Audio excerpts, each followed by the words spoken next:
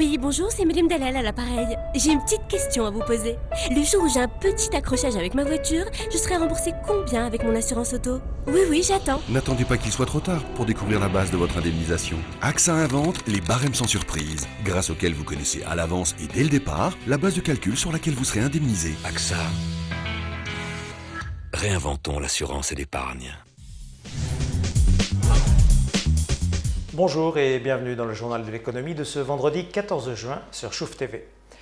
Véritable baromètre de la plus ou moins bonne santé de l'immobilier, le secteur du ciment continue à traverser quelques turbulences. Semaine après semaine, les groupes cimentiers cotés à la bourse de Casablanca font du yo-yo en étant parfois fortement sanctionnés par les investisseurs boursiers.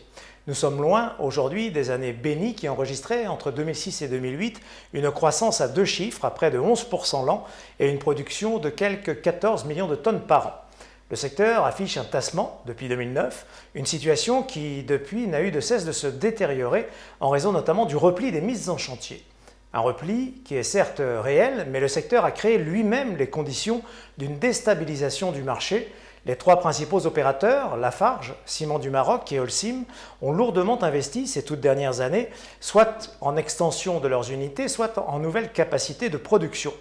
Des investissements qui ont eu pour conséquence, outre une surcapacité de production, une pression sur les prix, et ce, d'autant plus qu'un quatrième opérateur est venu perturber le marché. Anas Sefrioui, le patron du groupe Doha, a fait le choix d'investir lourdement dans le ciment en créant sa propre société, Cimat, les ciments de l'Atlas. Un nouveau concurrent qui œuvre désormais au Maroc, mais aussi dans une demi-douzaine de pays africains. Les turbulences actuelles ont freiné quelques projets. Ainsi, Ciment du Maroc a gelé, au moins à 2017, son projet d'une nouvelle usine dans le nord. Holcim a de son côté gelé deux nouvelles lignes de cuisson à Oujda. Le groupe cimentier français Lafarge vient toutefois de confirmer le lancement de la construction d'une nouvelle cimenterie située dans la région de Taroudant pour un investissement de 2,8 milliards de dirhams. Un projet qui avait été lui aussi gelé en octobre 2011, mais que le groupe a décidé de réactiver en période de contre-cycle. D'une capacité de 1,2 million de tonnes de production par an, cette cimenterie devrait entrer en production en 2016. Dans cet univers malmené, les réalisations de Ciment de l'Atlas ne passent plus inaperçues. La cimenterie d'Anas Sefrioui a en effet réussi à faire progresser son chiffre d'affaires de près de 64% l'an passé à plus de 2 milliards de dirhams d'exploitation et son résultat d'exploitation de 41% à 563 millions de dirhams. Au final, le cimentier dégage un bénéfice net de 280 millions de dirhams en croissance de 42%, là où les autres opérateurs ont tous vu leurs profits régresser. Cimat dispose aujourd'hui de deux cimenteries à Ben Ahmed et Beni Mellal, produisant 3,2 millions de tonnes par an. Un troisième site est en cours de construction à Nador.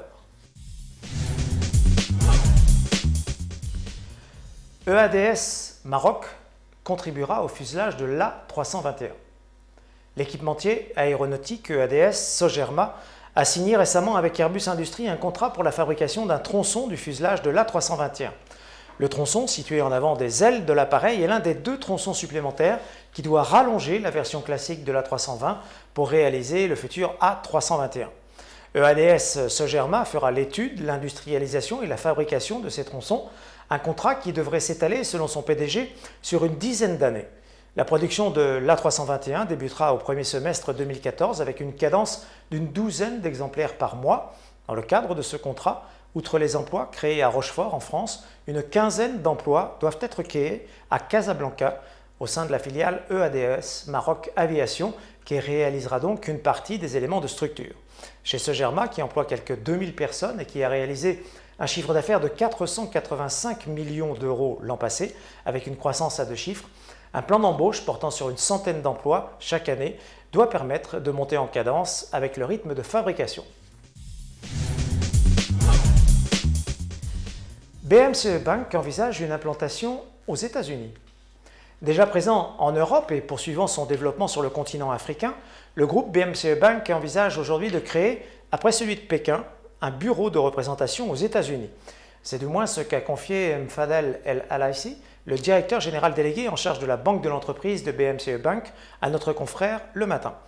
Un bureau qui aura une mission d'information et d'instruction des investisseurs potentiels et qui permettra d'établir des contacts, d'ouvrir des comptes au Maroc et de proposer plusieurs facilités administratives. El Aelaisi a même ajouté que BMCE Bank pourrait envisager de créer un réseau d'agences, à l'instar de ce qui est fait aujourd'hui en Europe, où la banque dispose d'une vingtaine d'agences et de 2 filiales à Londres et à Madrid. Le Qatar échangerait emploi contre nourriture. Le Qatar, par la voix de son ministre du Travail, se dit disposé à investir dans des projets agricoles à fort impact sur l'emploi au Maroc. Nasser bin Abdallah El Humaidi a en effet indiqué à son homologue marocain Abdelwahid Soulaï que son pays serait disposé, je cite, à venir réaliser des projets créateurs de postes d'emploi en contrepartie d'une part de la production. Une intention exprimée en marge de la conférence de l'Organisation internationale du travail, l'OIT, qui se tient actuellement à Genève. Les deux ministres ont par ailleurs évoqué le lancement dans le Royaume d'un portail dédié à l'emploi, actuellement en cours de finalisation, afin de promouvoir l'échange des données sur les opportunités de travail au Qatar. Mercredi dernier, le Maroc et l'Arabie Saoudite avaient également décidé de mettre en place une base de données conjointe en matière d'opportunités d'emploi, une base destinée à donner accès aux compétences marocaines au marché de travail saoudien. Nouvelle séance dans le rouge sur la place de Casablanca. La bourse de Casablanca clôture la semaine dans le rouge. Le Madex perd 0,67% à 7095 points et le Massi recule lui de 0,71% à 8731 points. À la hausse, CGI enregistre une progression de 5,86% à 614 dirhams. Timar s'adjuge 4,76% à 362 dirhams. Sotema termine en revanche la semaine en recul de 5,86% à 1045 dirhams et CDM en retrait de 5,45% à 555 dirhams. Bonsoir et à lundi pour un nouveau journal de l'économie sur Chouf TV.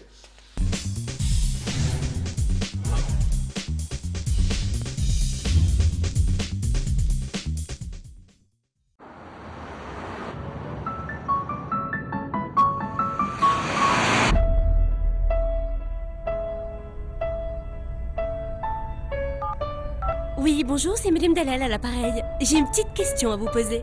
Le jour où j'ai un petit accrochage avec ma voiture, je serai remboursée combien avec mon assurance auto? Oui, j'attends. N'attendez pas qu'il soit trop tard pour découvrir la base de votre indemnisation. AXA invente les barèmes sans surprise, grâce auxquels vous connaissez à l'avance et dès le départ la base de calcul sur laquelle vous serez indemnisé. AXA. Réinventons l'assurance et l'épargne.